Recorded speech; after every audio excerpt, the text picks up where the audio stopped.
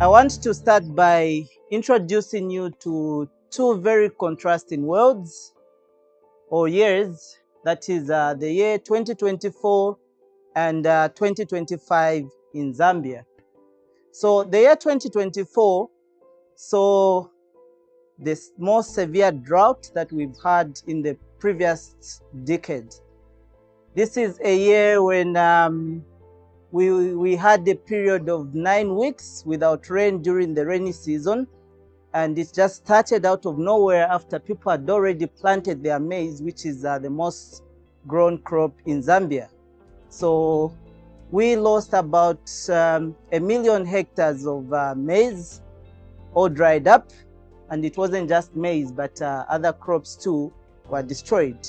And as a result of this, there was so much severe hunger in the country that some people ended up depending on maize bran. Locally, we call it gaga, and usually it is feed given to chickens and other birds, but people had to depend on that. Fast forward to 2025, this is a year when we have good rainfall and everything is going well. Just a few weeks ago, some 2 weeks ago, it was announced that Zambia has produced a bumper harvest. Central Province alone produced more than 500,000 tons of maize. So that's a very big produce. But at the center of these two contrasting worlds, we have one province, Luapula.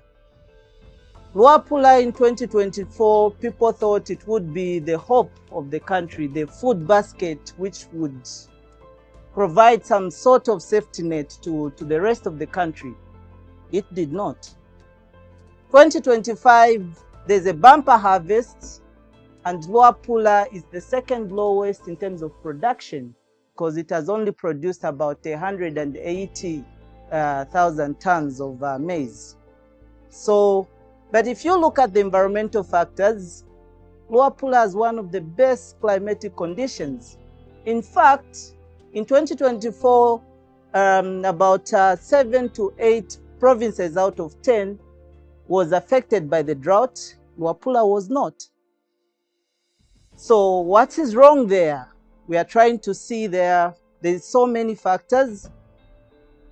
We look at the history, it remains the same. Nothing ever changes. You can have good rainfall, bad rainfall, Luapula is still Luapula. In fact, Luapula is one of the worst, perhaps the highest stunting rates in Zambia, with over 35% of the children stunted. So what we tried to do is we tried to understand by getting closer to the people and finding out what really goes on. My own personal assumption at first was that perhaps there's little production going on in the province. And I had the chance to talk to one of the families, and I asked them to say, what are your farming practices? And this family told me about a very interesting cultural practice.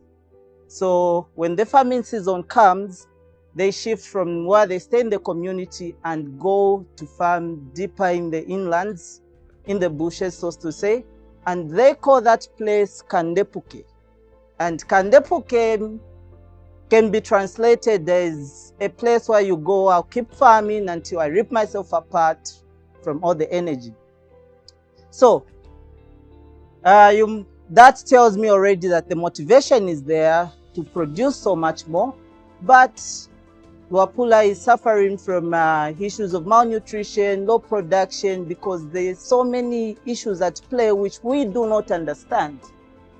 And the only way we can understand that is if we carry out a proper socio-economic study, which will tell us more about the culture, the way of farming, a whole lot about the province.